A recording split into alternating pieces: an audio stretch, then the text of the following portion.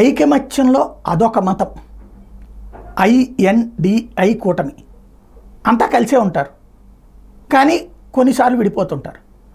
Aam Aadmi party, Congress party పంజాబ్లో విడిగా పోటీ చేస్తుంది, అట్లాగే హర్యానాలో విడిగా పోటీ చేస్తాయి, కానీ మిగతా రాష్ట్రాల్లో కలిసి పోటీ చేస్తారు, ఢిల్లీలో కానీ వేరే రాష్ట్రాల్లో కానీ. ఆ ఎన్డీఏ కూటమిలో భాగస్వామిగా ఉంటారు, ఇక్కడ మాత్రం ఇద్దరు విడివిడిగా పోటీ చేస్తారు. కేరళలో కాంగ్రెస్ కమ్యూనిస్టులు ఒకళ్ళ మీద ఒకళ్ళు పోటీ చేస్తారు, మిగతా చోట్ల కలిసి పోటీ చేస్తారు.